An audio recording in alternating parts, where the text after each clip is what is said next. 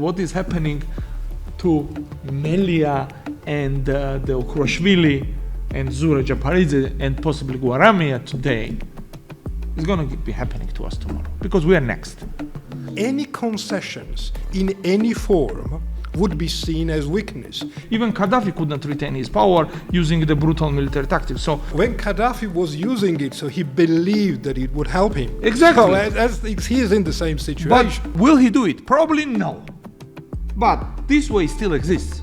So he wants to run the country with a single phone call and get all his orders executed with a single phone call. Unfortunately, we lost Rubio, yes, to deep state. All the best to him, but I hope that Liverpool wins this year. They will definitely gonna win a league.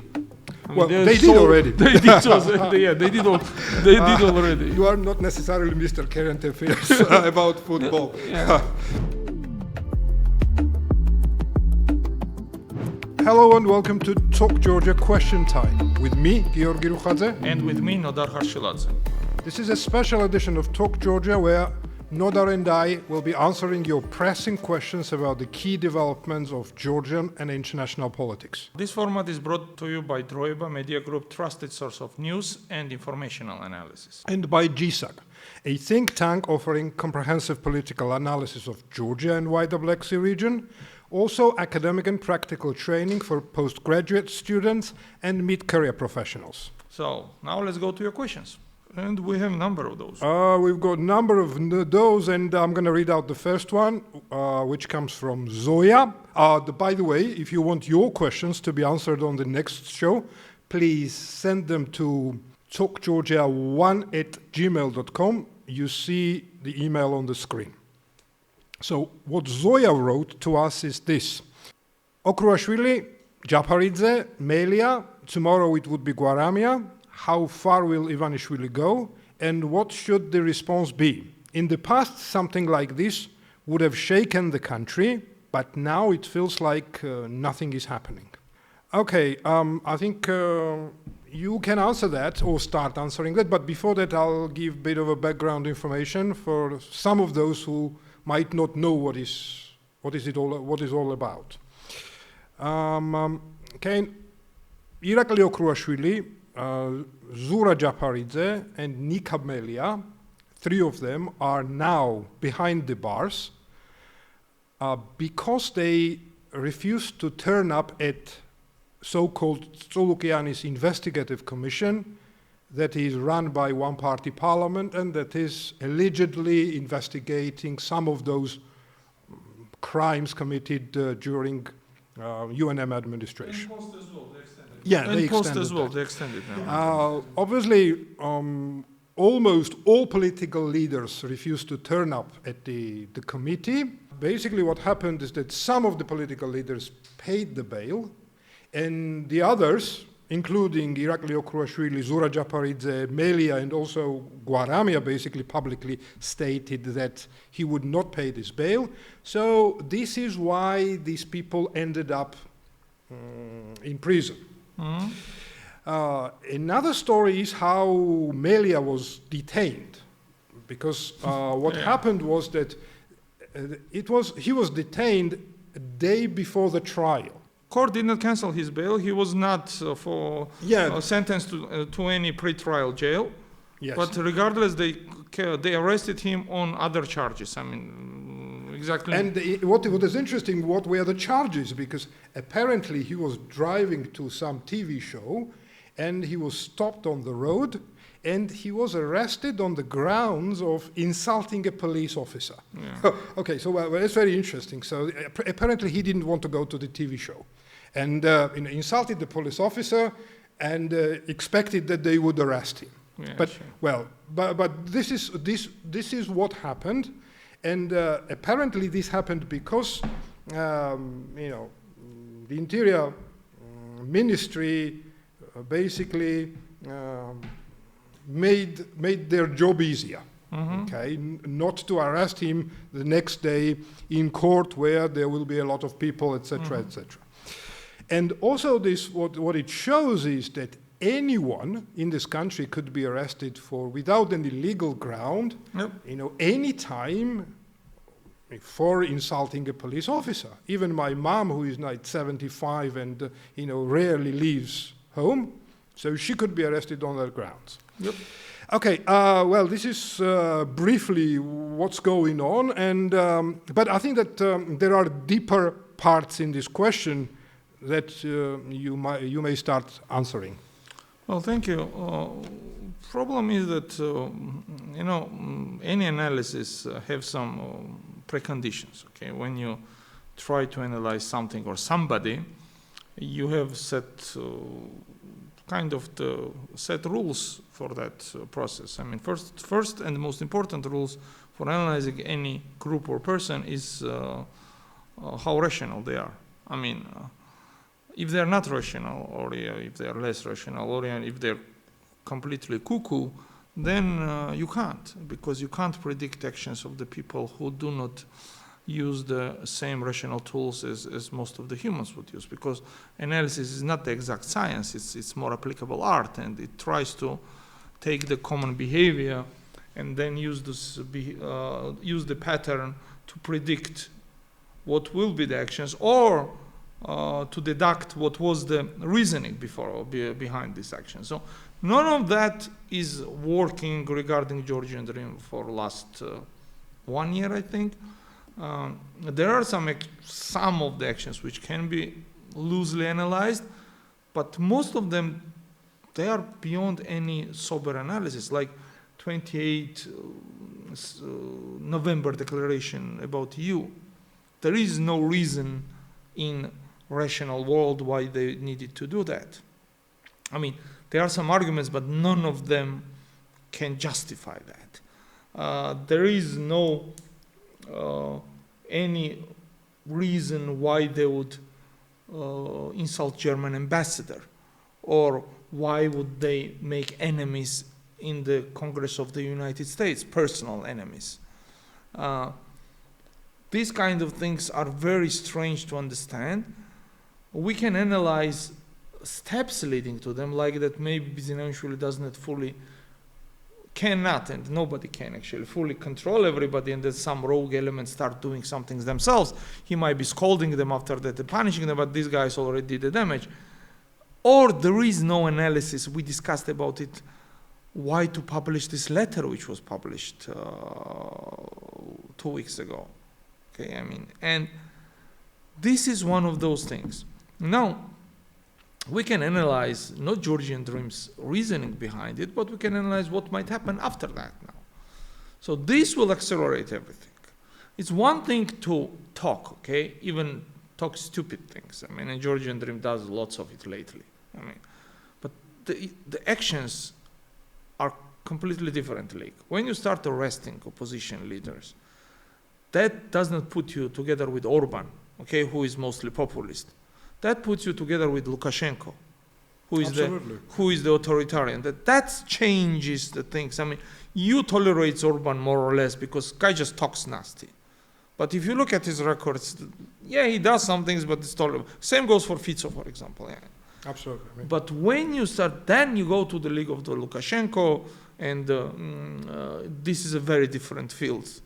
So now suddenly Bidzina Ivanishvili, from being just some strange, weird populist, he just become an authoritarian guy who puts people in prison based on nothing, simply. I mean, and action itself talks about it, but you mentioned, and that's important, how he was arrested. I mean, they did not even fully follow the procedure. They did not use the system to arrest him.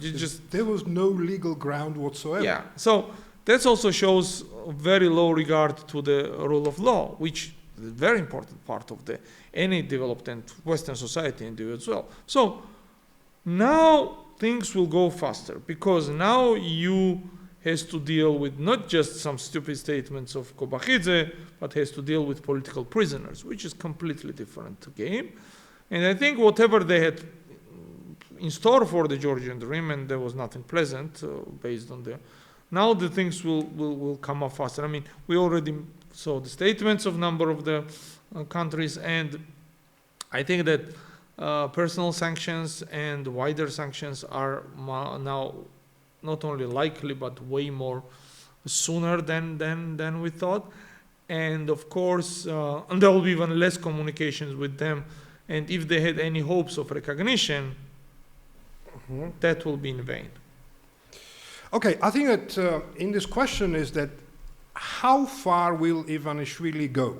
And I think that he will go as far as it gets, because he doesn't really have a chance to turn back. He backed himself in the corner in a way that there is no other way. He has to press. And look, I think what is happening with the other people as well, for example, the two girls, under 20, I think they were sent to prison for verbally insulting Georgian Dream MP Mariam Lash. It's freedom of speech. Yeah, and also, morally and legally, if you look at these things, it means that they are basically using their power as much as possible, because any concessions in any form would be seen as weakness and would, I believe, contribute to the future collapse of the regime. This is why the first thing, he will go as far as it gets. But he doesn't need to.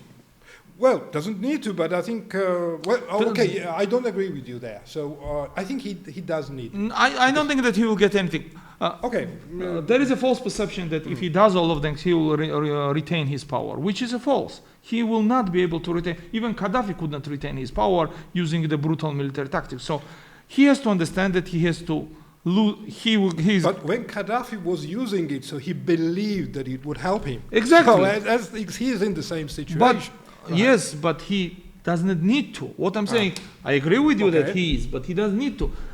There is a way out for him. It's not kind of fully covered for everything, but just imagine that tomorrow he releases all political prisoners, takes all those back, fires Kobakhidze and brings some normal people, and announces new elections.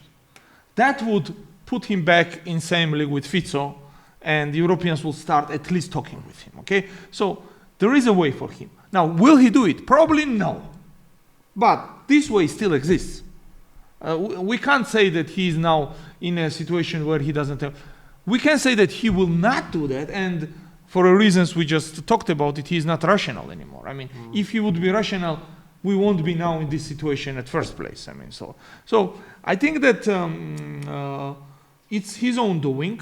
And have you heard these rumors about the new player coming in? I have lots of it for the last 3-4 days. What do you mean? There is a Georgian origin billionaire living in London now, who made lots of money in Kazakhstan. I know the guy. Lomtadze. Yes. So there were several attempts to get him interested in Georgian politics. He even tried himself, but I heard that 2020 he was shut down. And now I heard for last week, literally, from several sources that he is finally stepping in. Well, that's breaking news. Yeah, if that's true, but that's not. That will make. That is the end of the Bidzina. That's the beginning of the end for him, literally. The new Bidzina coming. With the 2012 is kind of repeating itself. And unlike in 2012, when Misha at least had international community working with him, Bidzina is way more isolated and in a way worse situation Misha was told to. So maybe that kind of steps will wake him up, but I have a very big doubts about it. So to answer the question of Zoya finally, he might do anything and everything. He might even arrest us tomorrow. There is a chance for that, for some Mickey Mouse reasons, and you should not be surprised. Unfortunately, we are here. There are reasons. So we speak English. We speak to international community. So yeah. So again, I need to really dig into this question because I think there are interesting things here. Okay, something like this. Arrest of Melia, for example, would have shaken the country, and I think it did when he was first time when he was arrested, and now it feels like nothing is happening. Yeah, because of what they've done. Lastly, how they, let's say, overruled every principle, and how they manage to put together system which also damages them, which has a regard for nothing. I think these kind of things became quite pedestrian now. I mean, people, we are not surprised because we got used to it. Is it a good thing? No, of course not. Definitely not a good thing.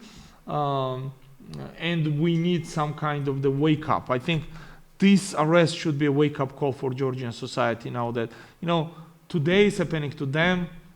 There is this famous, let me put my historian hat now a little bit.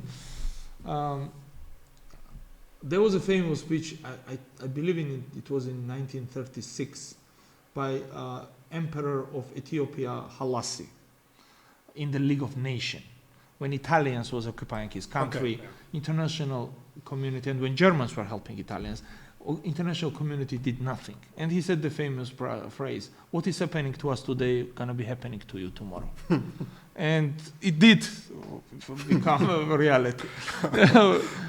And this French and British, the other guys sitting in the front row, same goes now for the Georgian society. We have to understand what is happening to Melia and the Okruashvili and Zoya, Japaridze, and possibly Gvaramia today is going to be happening to us tomorrow because we are next.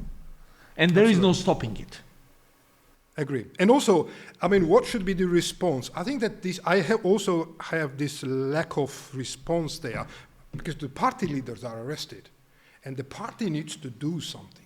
There should be response to that. I'm not saying that, you know, just taking up arms and storming, you know, the prisons. No. But very tough civil response should be there in place. Because, again, if you leave it without response, you are absolutely right that there will be a lot more arrests coming. And also, I think from the international community, I believe that, well, all these arrests were widely condemned by international community, and there were a number of very harsh statements. But I think that, well, that's high time that, you know, particularly EU countries individually basically went on action. I mean, went on particular sanctions against some of those who are behind this. And I think everybody understands who are behind this, because if they don't, then things only will get worse. Yeah, but there is a second thing here. I fully agree and subscribe what you just said. We also need to wake up as a society, understanding that this is no more inconvenience. This is an autocratic regime, and Bidzina is autocrat, who will arrest anybody and everybody perceived threat by him. And I think the degrees of the threat will go significantly lower with each arrest. Today they are arresting direct political, and the one day, as you said, we speak English with respect to international community, why they put them in, and that's it. I mean, that's one day they might arrest German ambassador, I don't know. Yeah, they might try. Right.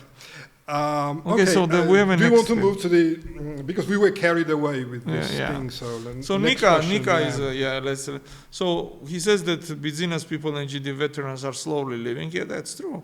And Kobakhidze's men, the new men, yes, are taking over. Is Kobakhidze now the real power? Yeah, that's a question which I also ask myself. What do you think? Okay, so do you want to give a bit of a background? Okay, so what happened? Then I'll tell you what I think.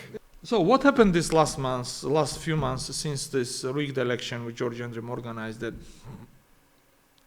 Bidzina's government, in all its 12 years of the existence, always consisted of his personal employees, okay? I mean, the head of his security, deputy head of his security, his accountant, his personal secretary, his assistant, I mean, his financial manager, I mean, even his dentist was at once.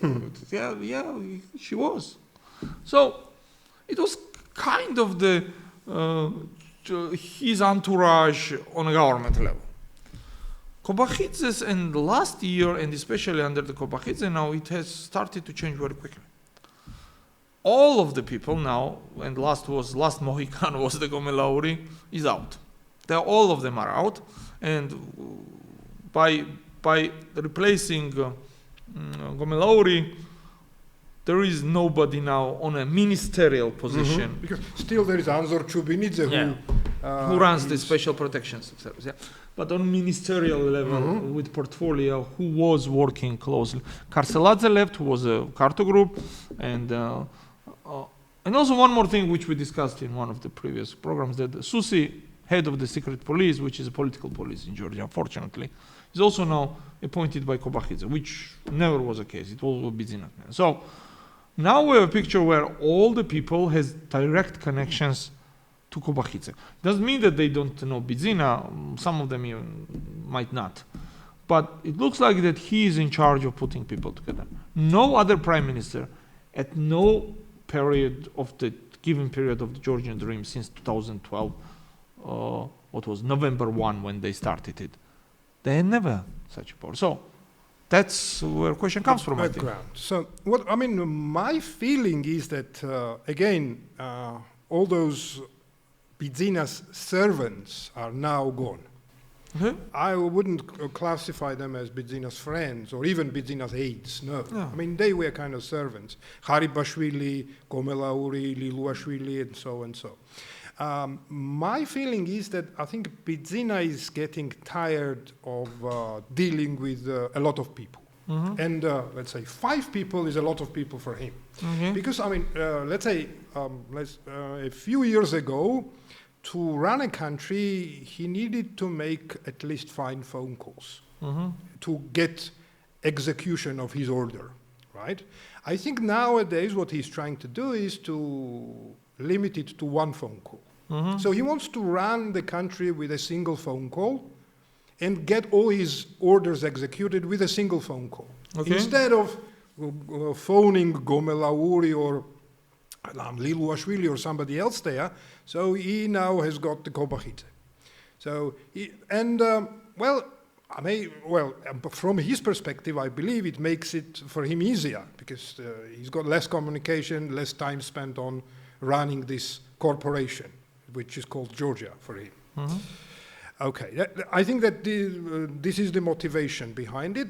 The second thing could be that, well, because in the light of international sanctions, all the pressure, he wants to show that he's kind of out.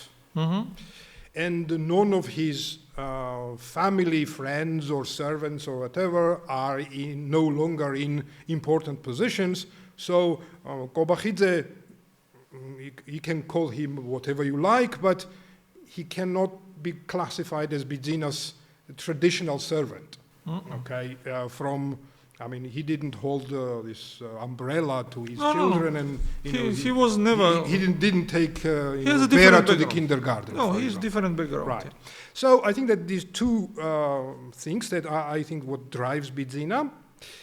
But also what I believe is that that could be a problem for the GD supporters in at least medium run, because now everybody realizes that, the people who they fought together with all these years, they all are gone. Now who they are fighting, who they are getting themselves under sanctions? Kobakhidze? Bidzina is also kind of technically gone, right? As this week, the Secretary Tina Khidashvili was on my show, and this is what she basically pointed out, that not only the coalition partners are all gone, now all Bidzina's people and servants are also gone, and everybody in the Georgian Dream, I think, has to ask a question to themselves, who they are serving now, right?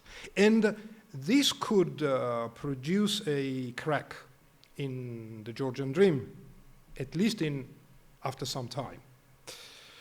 What do you think? Well, I think that Kobakhidze doesn't command any electoral power. I mean, he doesn't have charisma or background for that. I mean, if you look at Bidzina's entry to politics, it was very carefully orchestrated mission, which was successfully accomplished, unfortunately, as we speak in retrospect now for Georgia. But there was this background of the philanthropist, of the invisible man who helps everybody, the art, the church, the everything, the humble person of humble origins, self-made man, and it all worked. I mean, and then he also continued to command that kind of thing. Now, Kobakhidze is kind of weird, though, with the impossible haircut, who speaks very aggressively when cornered, and doesn't, doesn't project any confidence or anything. I think his electoral powers are very low. So you're making very good point. If Bidzina is out of the picture, even if he stays in the shadows, but the entourage or the people can't see that he still exists there, and they start believing that it's Kobakhidze who is not running the shows. And how many of them would like Kobakhidze? Many of them will ask questions, why he? I'll do the better job. Who the hell is he? I mean, why he's better than what was wrong with Gvaramia, for example? Yeah. Or Kaladze might start thinking, why Kobakhidze? I can be a better PM. And I'm sure he can be. Yeah. I think, yeah. So that is a cracks, exactly. But what you described, I think it is this one push the system for Bidzina. That looks like that way. And I would add that he decided to redesign system in a possibly worst possible time. I mean, this is the worst time to go to one man. I mean, yes, Kobakhidze will deliver for a time, but he could not actually. I mean, he promised a number of things, and actually our next question goes to that exactly, especially reset with Americans, with Trump. He could not deliver. Okay, let me put the question. So that came from Eka. Thank you, Eka, for a very lengthy and informative question, because it saves us time of giving a background. So the first, Secretary Rubio criticized Georgian Dream. Then Trump congratulated Kavelashvili. After that, Bidzina snubs the ambassador. Now a US senator is engaged with Kobakhidze. So can you explain what's going on? And if they don't recognize the GD government, why meet them? Well, I think that there are some pragmatic considerations on the screen and on the display. US does not fully recognize this government, but US does recognize that this government exists and they're in power. So they're not kind of denial of reality or something like that. I think that Bidzina's lobbyists worked very hard and they managed to squeeze out of the Trump administration a very generic congratulation letter, which he sent it to Romanian president as well and to others, but they're legally elected, this guy is not. However, that is just a gesture. When it comes to the real things, foreign policy comes from the Mr. Rubio, who just answered the question and put a word of the anti-American and Georgian government in the one sentence. While not directly putting it, and we talked about it in the last program. And now they send a guy, and we just few days ago actually, we saw the statement of US Embassy when there was a situation, ambassador requesting to meet Bidzina Ivanishvili to deliver, and he just plainly refused to do that. So why would he refuse and everything goes well and they recognize? He just did not want to. There are two things, of course. First, he did not want to accept those conditions, and second, as you said, he tries to distance himself and says, I'm not a politician, meet president or meet a PM, but Americans will not do that. So I think that to Kobakhidze, I think that was lost attempt of Americans to deliver their messages. I don't think it will be successful, because Kobakhidze is not the sane person to discuss any step backs. And I think that now Georgian Dream will go to the new turn of the paranoia and the madness. I mean, that's how it looks like, unfortunately. Because, look, senator comes 3 days earlier, delivers messages, and in 2 days, Melia is arrested in a way he was arrested. So it doesn't look they got any messages from that. I mean, it doesn't look that they appreciated anything what senator said. Yeah, so that reminds me of one joke, and I'll tell it later. So carry on and yeah. Well, I think that sums it up. Americans recognize that Georgian Dream exists. They recognize that they're in power, but they do not recognize them as a legitimate power, and that goes for most of European countries. I mean.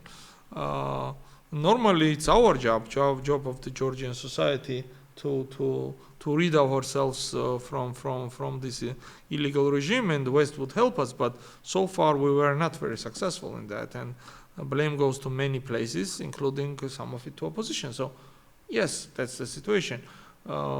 United States or European Union aren't going to deploy some forces to kick Georgian Dream out, and that's what Georgian Dream is counting on, to stay in power with that. So we need to show to the Western. I mean, you talked about it in your, I think 2 or 3 programs, and you keep repeating with other, and that's a proper message. This is a combination of 2, outside and inside efforts. We need to have both of them. So now all this message is delivered. Foreign effort worked. Now we need to go to I think the season 2 of the protests, of the pressure, of the non-violent expression of our disregard to this government as a government. I think that needs to now restart it and reboot it again, so West sees and the United States sees that we are still fighting with this regime. I think that would be a good addition to whatever Americans or Europeans trying to do. Okay, so to say a few words about Eka's question here is, okay, I mean, whether you recognize the Georgian Dream as a legitimate government or not, they are de facto running this country, and this is what the United States basically sees. And obviously, meeting them is exactly in this capacity. So they need to meet de facto rulers of the country. So, second thing is that why, for example, the US ambassador asked for a meeting with Bidzina Ivanishvili and not Kobakhidze, for example. And this is exactly what it means, that they don't recognize Kobakhidze's government as legitimate government. They wanted to deliver the message that was coming from Secretary Rubio and from State Department to the real ruler of this country, which is Bidzina Ivanishvili. And by the way, in a statement that Ivanishvili himself put out, he stated there that he suggested ambassador to meet GD Prime Minister Kobakhidze, but she turned this down. So this is I think the very obvious signal that there is a problem of recognition of Georgian Dream government. Also, I think it is important to look into details here. Okay, what Kobakhidze does living between statements, from statement to statement. And when the Secretary Rubio's letter came to Georgia, when he congratulated Georgian people, not Georgian government, on the Independence Day, Kobakhidze basically stated that that was the deep state. That was the deep state, apparently, that was controlling the State Department. Then when another letter came to GD President Kavelashvili from Trump's administration, and basically I was not able to find any English original version of it, so I am 100% sure that the Trump administration didn't write it in Georgian, and the certain Kimberley law provided some kind of translation back into English. So that, and Kavelashvili is saying, I think he said it today, that it came through the US Embassy. But I'm 100% sure that if it came from the US Embassy, then they could simply put out the English version of the letter. But whatever. So when the letter came to I think it came from the lobbyist groups. I mean, that's right. Then Kobakhidze started talking that, okay, here we go. So the Trump's administration is apparently not under deep state control, but Rubio's Secretary of State. Unfortunately, we lost Rubio, yes, to deep state. Yeah, this is what he is saying. And then we had the story with the ambassador asking for a meeting, then Bidzina turning down this meeting, and Senator Daines visiting Georgia on a tour, by the way. So, I mean, these are not, in my view, coordinated actions. He was meeting the major business he had in Azerbaijan. He was meeting the President Aliyev.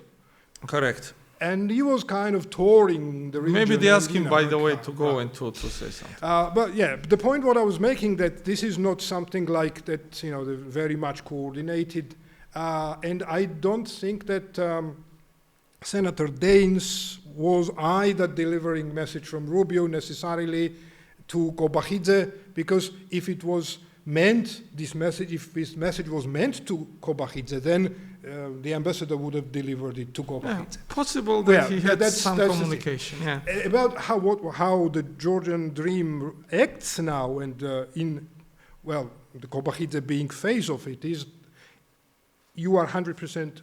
I agree with you 100% that they do absolutely opposite what allegedly United States is asking from them to do for the restart of the relationship. And I told you that a joke came to my mind, and I'm going to tell this joke here. So there is a king who wants to marry his only daughter to a perfect man. And they early start the selection process early, and all corners of the world the suitors are coming, and they are choosing from thousands first, then hundreds, then tens, and finally there is a lucky one. The princess makes her choice, and this guy happens to be from Georgia. Okay. And not only from Georgia, but he's from Svaneti. Okay. For those who don't know where Svaneti is, that's a highlandic part of Georgia in the western Georgia. The wonderful place with wonderful people, but somehow these people have this reputation of being fierce and not necessarily very smart. Of course, it is misconception. They are as smart as any other Georgians are, but probably all Highlanders elsewhere in the world have this reputation. Okay, so here he is, like the tall and handsome and all that, and a little bit naive looking, but apparently the princes are into these kind of guys. So the king meets him and tells him, yeah, you are lucky, my daughter chose you, but that's not the end of it. So I think there are at least two things you have to prove to become, my son-in-law, right? And first you have to prove that you are strong enough and smart enough and brave enough to defend my daughter when needed, and you also have to prove that you are man enough and experienced enough to make her happy. So there are two rooms, and you have to go through them, and in the third room there is a priest, and we ourselves will be there, and you got married. So in the first room there is a lion. So what you have to do, you have to fight this lion, make him into submission, and get a handshake from a lion. And then you move to the second room. In that room you have a beautiful lady who is ready to make love with you. And you have to prove that you are, man enough to make her happy, right? Yeah. And once you're done with that, then there is a priest to marry you. I know where it's going, So, and the thing starts, and there are kind of noise coming out from the first room, and the lion is roaring. There is fight going there, and these noises subside at some point. Apparently he moved to the second room, and from that room then the woman is screaming out there, and then this noise also subsides, and speak and span in 10 minutes, guy is smiling, standing in the third room. Girl is happy, obviously, and priest is ready to start the ceremony, etc., but king is suspicious. So, and he takes the guy on the side and says that, give me some details, how did it go, right? And the guy goes like, the first assignment was tough. Making love with a lion, yeah, that was tough business. But, to fight the woman and get a handshake, that was the easy part. And the king calls the guards. The princess starts crying.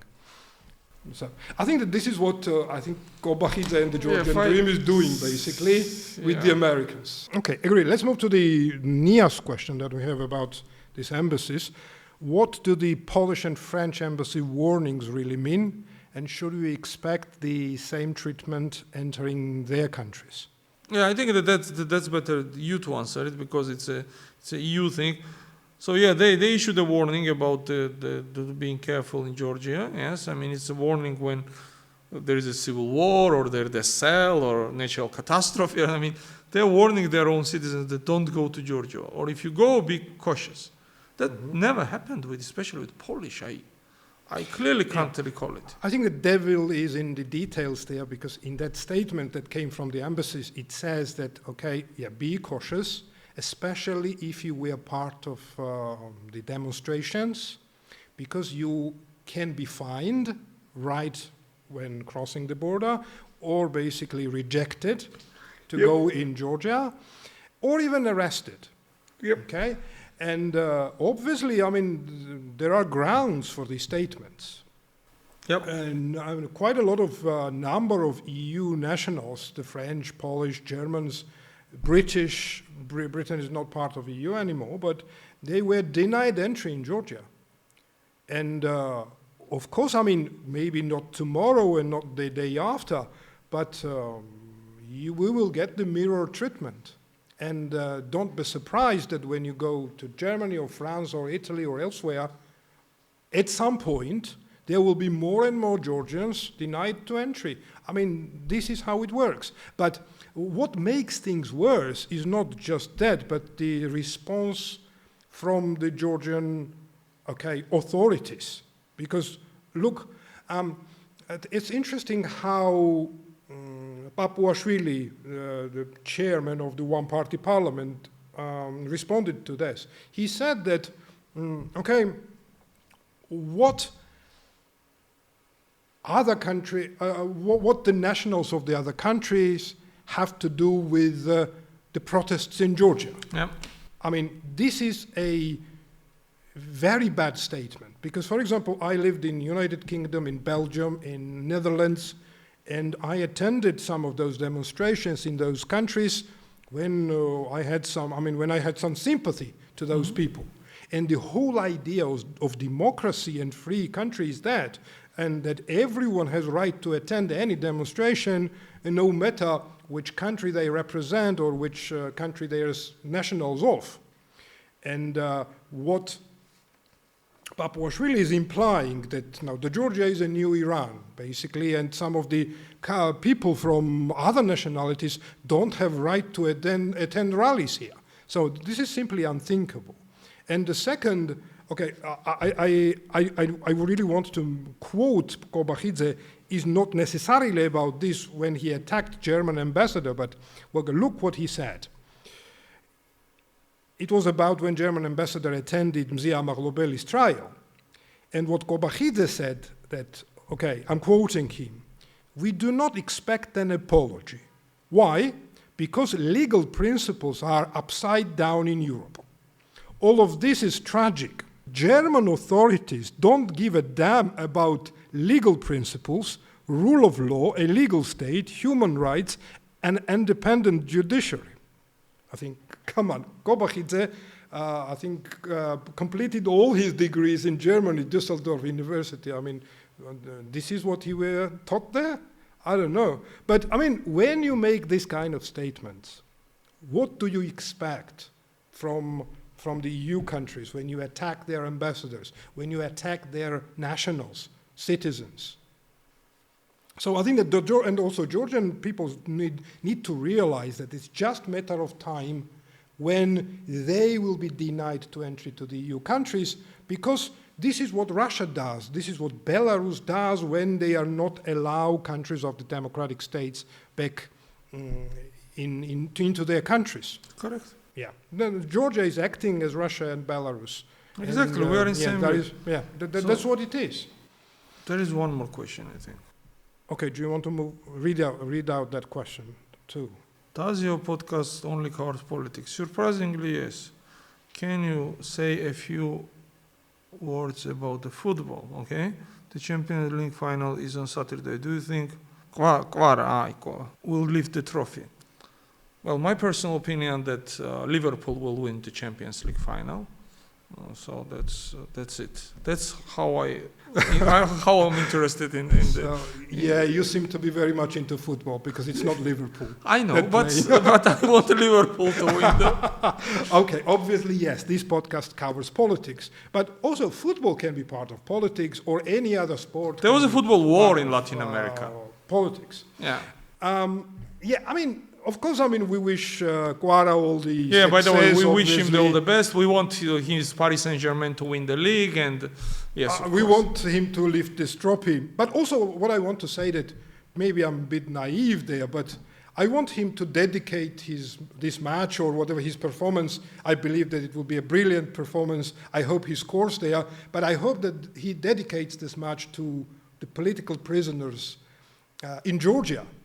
The boys and girls of his age, by Yep. the way, who are fighting for some of the other young people to have similar opportunity as he has. What point you made, it's a, I think, very fine point, that Kvara dedicating this win to all young people who are now in prison to the political reason and express, that would be a beautiful gesture. I think that would elevate him from just a successful sportsman to a figure of the national revere. And I mean, many more people are gonna respect him, not only as a football player, which he's already respected because he's really talented, but as a person, as a human being. And I think when it counts, this is way more important, because at some point you have to retire from football. You can't be a football player.